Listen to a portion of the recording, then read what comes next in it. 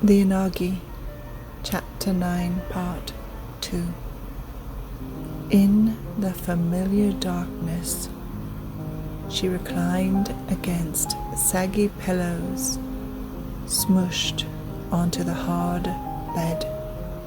Pillows, a small luxury, earned by compliance to the situation that eroded her sense of self and bit by bit wore her down to the core. Regardless of whether that compliance was intentional or simply a byproduct of the circumstances, sprawling fingers of erosion invasively dispersed within her being, gradually tightening its grip upon her. Her ability to hear and distinguish her own internal voice over that of the detrimental words whispered by the Inagi, and repetitively so, was becoming more and more muddled, and the delineation between the two was growing indistinguishable.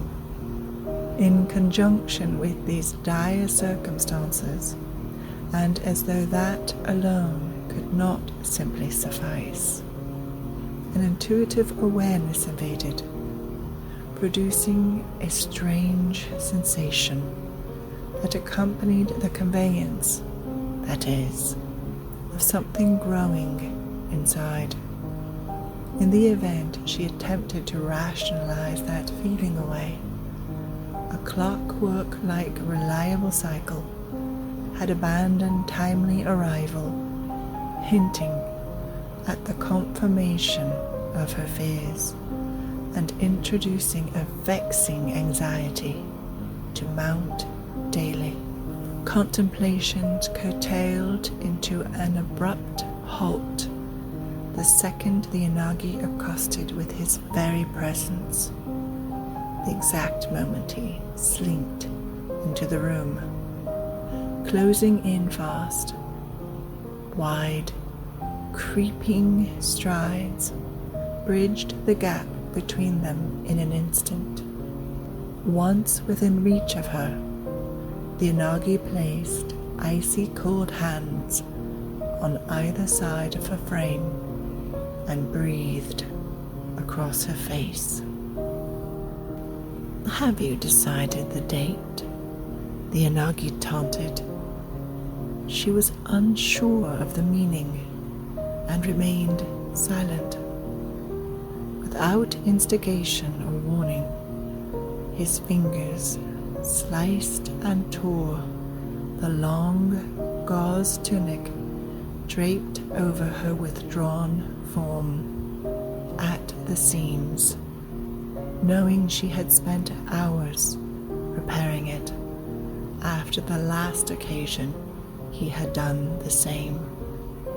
Simply, so she would either have to start all over again or finally give up and at long last learn the lesson that there was no point in any effort she made, as the standard practice in existence born in the stronghold was that any positive advance she made, he made sure to unravel. His ultimate desire was that it would breed in her a sense of utter futility in any attempt toward life-affirming action.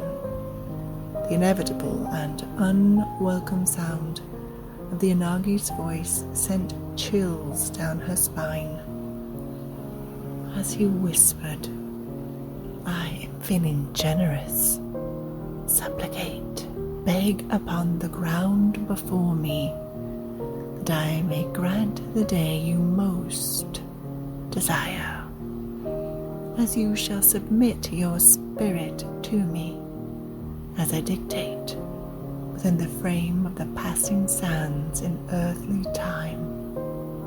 Whilst speaking, he simultaneously provided a slight gesture that registered the meaning concerning this statement and the inference of it to be the point of the previous question. She still remained silent.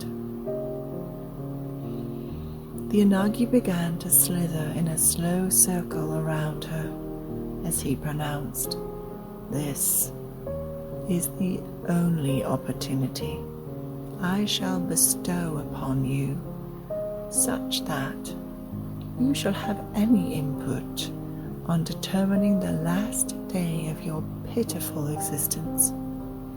I would like you to invest in this sparse commodity you at least believe you possess. You shall wear a garment of shame before I am finished with you. I desire you to be lavishly draped in it, destined to lap like a thirsty little pup in the rivers of discontent." Then he snickered and smacked his lips as though to display an eagerness to devour her spirit and illustrate his awaiting the day with bated breath, while also alluding to the fact that the wait shall not be long, as time, together with the negotiable currency of her spirit, were quickly dissipating at an exponential rate, holding back tears pooling in deep reservoirs within, due to the weariness weighing concerning her present situation, and despite perpetual resistance to the best of her ability, an indignant provoking compliance gained in degrees and was unduly and systematically rewarded to him in some form or another.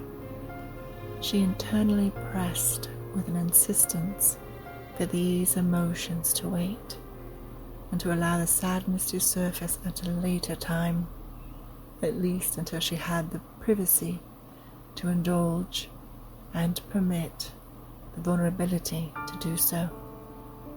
Gratefully, and in a progressive succession, though she could hear the sound of his voice, she could no longer hear any specific word he spoke. Unfortunately, notwithstanding, the hideous resonance drummed upon her skin and reverberated to the surface of her bones, risking to sink into the pores and, barring banishment, begin the process of laying the foundation, allowing it to permanently reside within, such that she would lose the anchor for her soul, and the Inagi would be able to take possession of what he desired with no further fight capable from her. As a feeble but protective measure, futile attempts have been endeavored to drown out the onslaught of his daily diatribe, and today was no different. Also, and quite disappointingly so, even the mastering of disassociation could not stop the cruel words, the haunting and or salacious syllables, nor his frequent twisting of reality, from subtly permeating without her consent. It was hard to determine between the physical, psychological, emotional, or sexual abuse experienced and subjected to his mood and sinister whims, as the sticky fibers of each intricately webbed together, and to establish whether one form was actually worse than another. The frequent isolation he subjected her to was both a blessing and a curse. Her grip was slipping, and his oppression was gaining more traction than she would like to admit. The duration of time the Inagi had persisted with his sinister antics, for this session had become a blur. At this point in time, after so many of these sessions, endured over the course of what at least felt like an extended period of time, she knew not with any precision the precise time, neither in just one session, nor passed in entirety in captivity. And oh, such measured relief did we had, alas, on hearing the sound of the loud slam of the door, and then the key as it turned in the middle mechanism and locked the door. At last, he was gone, at least for the time being. Search she must, to find a way to break free of the Inagi stronghold and thwart his designs to destroy her, slowly and eternally.